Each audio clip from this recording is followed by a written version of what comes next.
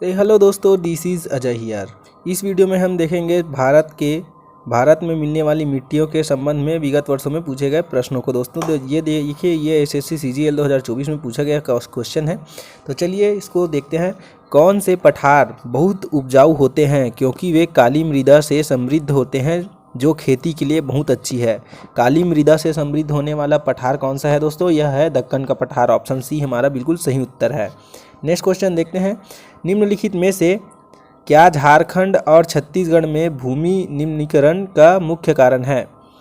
भूमि निम्नीकरण का मुख्य कारण क्या है दोस्तों? खनन के कारण वनोन्मूलन। ठीक है, अति सिंचाई नहीं है, खाद का उद्योग अधिक उपयोग ये भी नहीं है, अतिचारण ये भी नहीं है, लेकिन खनन के कारण वनोन्मूलन यह बिल्कुल सही उत्तर होगा दोस्तों। छत्तीसगढ़ और झारखंड में भूमि निम्नीकरण का मुख्य कारण। ठीक है, भारत की निम्न मिट्टियों में से कौन सी बेसाल्ट लावा के अपक्षय के कारण निर्मित हुई है? कौन सी मिट्टी है दोस्तों जो भारत लावा के अपक्षय के कारण होता है? बेसाल्ट लावा के अपक्षय के कारण निर्मित होता है रेगुड़ मिट्टियाँ। ऑप्शन डी हमारा बिल्कुल सही उत्तर है। नेक्स्ट क्वेश्चन दिया गया है, काली कपास मिट्टी निम्नलिखित में से किस नाम से जाना जाता है? काली कपास मिट्टी रेगुड़ के नाम से जाना जाता है दोस्तों। इसे स्वतः जोत मिट्टी के नाम से भी जाना जाता है। नेक्स्ट क्वेश्चन है, देश की निम्नलिखित मिट्टियों में से किसे स्वतः कृष्ण मिट्टी कहा जाता है? किसे स्वतः कृष्ण मिट्टी कहा जाता है दोस्तों? तो काली मिट्टी को कहा जाता है। ऑप्शन सी हमारा बिल्कुल सही हो जाएगा। कपास की काली मिट्टी, ऑप्शन सी हमारा बिल्कुल सही होगा। नेक्स्ट देखते हैं, कथन ए और कथन आर नीचे दिए गए कूट का प्रयोग कर सही उत्तर चुनिए। ठीक है दोस्तों, काली मिट्टी कपास की कृषि के लिए उपयुक्त होती है, बिल्कुल सही है दोस्तों। इसमें नाइट्रोजन तथा जैव पदार्थ प्रचुर मात्रा में पाए जाते हैं। क्या यह सही है? तो दोनों इसका आंसर हो जाएगा दोस्तों।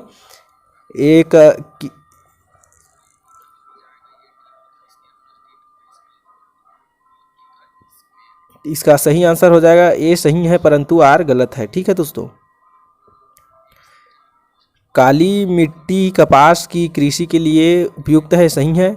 इसमें नाइट्रोजन अथवा जैव पदार्थ प्रचुर मात्रा में पाए जाते हैं। ठीक है, तो इसका आंसर हो जाएगा ऑप्शन सी बिल्कुल सही, ए सही है और आर गलत है। ठीक है, नेक्स्ट क्वेश्चन देखते हैं। लेटेराइट मिट्टियों का प्राधान्य है। लेटेराइट मिट्टियों का प्राधान्य है क्या है? मालाबार तटीय प्रदेश में। ठीक है दोस्तों, नेक्स्ट क्वेश्चन देखते हैं। निम्नलिखित कथनों में कौन लेटेराइट मिट्टियों के लिए सही नहीं है? कौन है जो लेटेराइट मिट्टियों के लिए सही नहीं है? वे आर्द्र पर उपलक्षित प्रदेशों में ये मिट्टियाँ हैं, बिल्कुल सही हैं। वे बहुत ही अपक्षालित मिट्टियाँ हैं, ये भी सही हैं। उनकी उर्वरता कम होती है, ये भी सही है। उसमें चूना प्रचुर मात्रा में पाया जाता है, यह गलत है दोस्तों। तो इसका आंसर हो जाएगा ऑप्शन डी बिल्कुल सही। नेक्स्ट क्वेश्चन दिया गया है, भारत में निम्नलिखित में से कौन सा मृदा प्रारूप लोहे का अतिरेक होने के कारण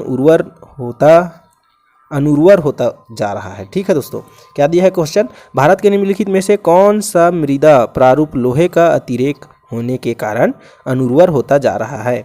कौन सा है दोस्तों? मरुस्थलीय बालू, जलोढ़, पाटजोलिक, लेटेराइट। तो इसका आंसर हो जाएगा दोस्तों लेटेराइट मृदा। ऑप्शन डी हमारा बिल्कुल सही है। निम्नलिखित में से कौन सी मिट्टी नदियों द्वारा निर्मित होती है? कौन सी मिट्टी नदियों द्वारा निर्मित होती है दोस्तों?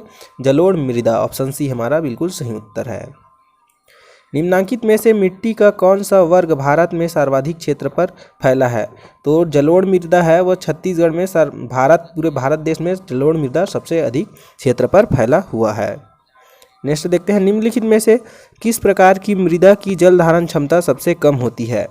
किस मृदा की जल धारण सबसे कम होती है? बलुई दोमट मृदा की जल धारण सबसे कम होती है। निम्नलिखित में से कौन सी मिट्टी का काजू के पेड़ को लगाने के लिए उपयुक्त है?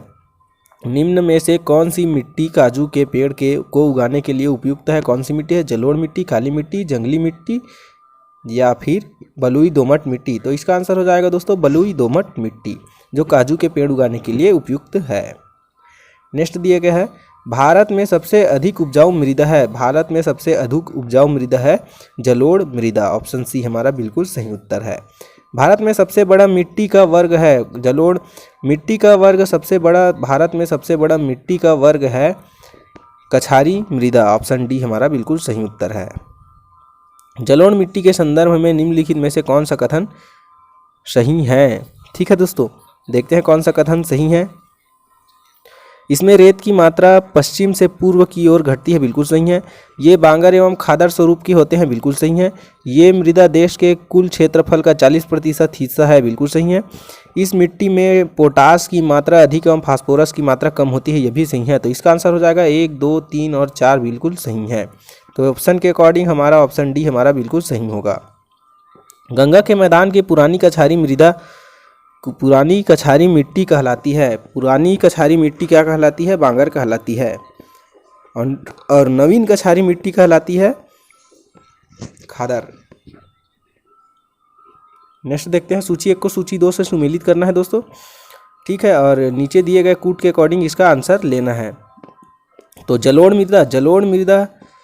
मृदा कहाँ पाया जाता है? उत्तर प्रदेश में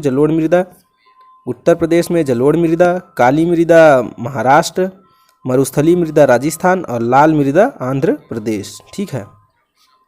भारत के कुछ भागों में यात्रा करते हुए आप देखेंगे कि कहीं लाल मिट्टी पाई जाती है।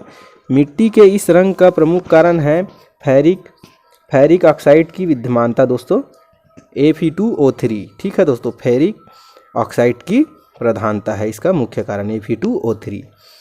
नेक्स्ट देखते हैं, पश्चिमी राजस्थान की मिट्टी में किसकी मात्रा अधिक है? पश्चिमी राजस्थान की मिट्टी में कैल्शियम की मात्रा अधिक है। IAS प्री 1993 में पूछा गया था दोस्तों। पौधों को सबसे अधिक पानी किस मिट्टी में मिलता है? कौन से मिट्टी में मिलता है दोस्तों? चिकनी मिट्टी में पौधों को सबसे अधिक पानी मिलता है। निम्नलिखित में से कौन सी मिट्टी भारी वर्षा और उच्च आर्द्रता वाले क्षेत्रों में पाई जाती है? उच्च आर्द्रता वाले क्षेत्रों में कौन सी मिट्टी पाई जाती है? पीट मिट्टी पाई जाती है। नेक्स्ट देखते हैं, निम्नलिखित में से कौन सा घटक मिट्टी के निर्माण को प्रभावित नहीं करता है? कौन सा है जो मिट्टी के निर्माण को प्रभावित नहीं करता है? जलवायु तो करता है, मूल सामग्री भी करता है, स्थलाकृति भी करता है, लेकिन भूस्खलन प्रभावित नहीं करता है। नेक्स्ट क्वेश्चन है, मृदा संरक्षण की उस विधि को क्या कहते हैं जिसमें पौधों के बीच अनावरित भूमि जैव पदार्थ जैसे प्रवाल को से ढक दी जाती है? इसको क्या कहते हैं? इसको मल्च बनाना कहते हैं दोस्तों। नेक्स्ट देखते हैं, मृदा निर्माण में खालिस्तान, अपक्षय और ह्यूमस निर्माण की दर को प्रभावित करते हैं। कौन सा प्रभावित करता है? जलवायु इसको प्रभावित करता है। मृदा निर्माण में जलवायु, अपक्षय और ह्यूमस निर्माण की दर को प्रभावित करता है। नेक्स्ट देखते हैं, वह मिट्टी जो वर्षा के कारण गहन निच्छलन की ओर प्रवृत्त होता है उसको लेटेराइट मिट्टी कहते हैं। मृदा का वैज्ञानिक सर्वेक्षण करने के लिए भारत में मृदा सर्वेक्षण किस वर्ष में स्थापित किया गया था? सन 1956 में मृदा सर्वेक्षण स्थापित किया गया था। सामान्य फसलें उगाने के लिए उर्वर भूमि का pH मान कितना होना चाहिए? कितना होने की संभावना है? कितने होने की संभावना है? 6 से 7 होने चाहिए। सामान्य फसलें उगाने के लिए भूमि का pH मान 6 से 7 होना चाहिए दोस्तों, ठीक है। नेक्स्ट देखते हैं, मिट्टी में खारापन एवं क्षारीयता की समस्या का समाधान है। मिट्टी में खारापन एवं क्षारीयता की समस्या का समाधान क्या होता है? खेतों में जिप्सम का उपयोग। ऑप्शन बी हमारा बिल्कुल सही है, ठीक है दोस्तों। नेक्स्ट वीडियो में मिलते हैं, तब तक के लिए आप हमारे चैनल को सब्सक्राइब कर दीजिएगा, वीडियो को लाइक कीजिएगा और ज़्यादा से ज़्यादा शेयर कीजिएगा। धन्यवाद।